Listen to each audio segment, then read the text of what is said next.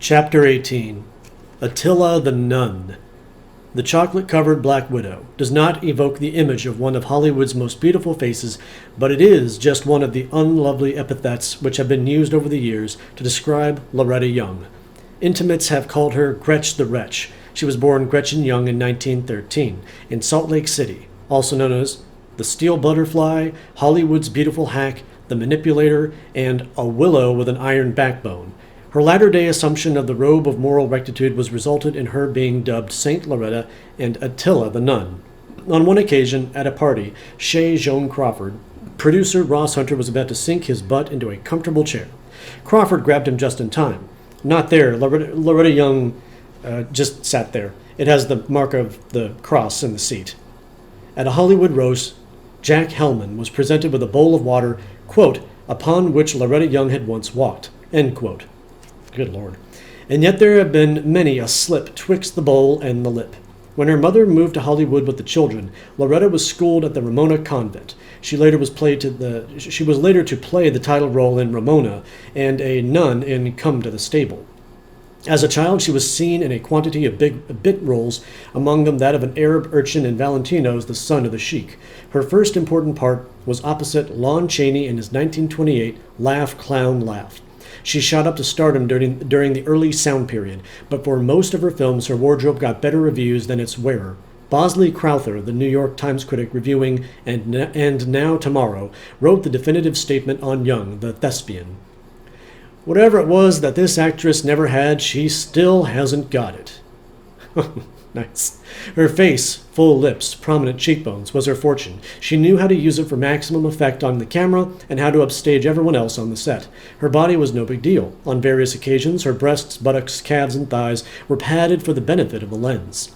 In 1930, at 17, she eloped with actor Grant Withers, shortly after the pair appeared together in The Second Floor Mystery. Withers was not a Catholic. They were not married by a priest. She was refused communion for a year. In the eyes of the church, the marriage was never happened.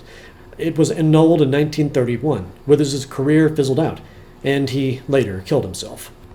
For one who has viewed the latter-day Loretta in her appearances at the Academy Award ceremonies, smiling wanly as she tosses off barbs of the dirtiness of current movies, or who has seen her primly flouncing about as a mother superior of glamour in her TV shows, it is difficult to believe that this immaculately preserved, demurely posturing lady was once one of Hollywood's wild girls. She was, in fact, the call of the wild girl. The year was 1935. The Manipulator had been cast opposite Clark Gable in William Hellman's screen version of Jack London's Saga of a Man, a Woman, and a Dog set in the frozen Klondike. Loretta played the woman. The Gable-Young chemistry was heady, on and off screen. Loretta's daintiness was a perfect foil for Gable's good-natured macho persona. It was common knowledge that the star with huge ears was estranged from his wife, Rhea. The fans were titillated by reports from Luella Parsons, Hollywood's oafish gossip-monger in residence, that romance had nested in the hearts of one of the cinema's most beautiful women and the town's best-known sex symbol. In his autobiography, director Wellman recalls that the romance was so intense it interfered with his production schedule.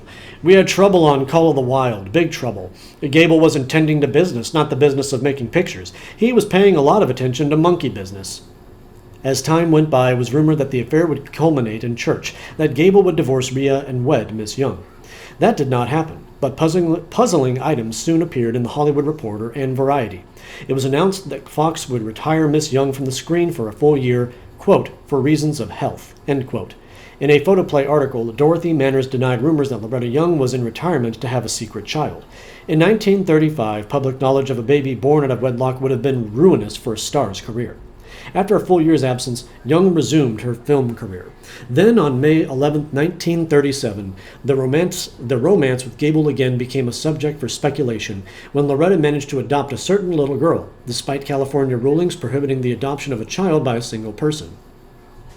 She claimed she had fallen in love with the child as she had first noticed her while decorating a Christmas tree in San Diego orphanage. At the time of her adoption, little Judy was 23 months old.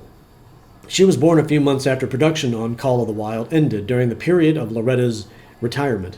When the film's director was queried, Wellman replied, "All I know is that Loretta and Clark were very friendly during the picture, and it was very cold up there. When the film was finished, she disappeared for a while and later shows up with a daughter with the biggest ears I ever saw except on an elephant." A few years after the adoption, Loretta saw to it that little Judy received cosmetic surgery, which flattened her auricular protuberances. Thank you, Anger. When Loretta wed advertising executive Thomas Lewis in 1940, the girl legally became Judy Lewis. The year before Young's second marriage, the star had returned to the headlines because of a tenebrous financial affair. Her 1939 boyfriend, William Buckner, was indicted for defrauding wealthy Hollywoodites with the sale of worthless Philippine railway bonds. He was sentenced to a prison term. The marriage to Lewis seemed successful. Loretta increasingly displayed the outward signs of Catholic piety. Fonts of holy water were installed beside each doorway in her home. Lewis's favorite hobby was taking Madonna-like photos of his wife. Reed reverently posed as if she were the Blessed Virgin. As fate had it, when she and Clark Gable were again cast as screen lovers in Key to the City in 1950, she was rushed to the hospital from the studio during production. It was later revealed that she had had a miscarriage. Throughout her career, Young's holier-than-thou airs were a source of annoyance to her peers in the acting community. It was noted that during production of The Devil's in Love, she refused to kiss Victor Jory.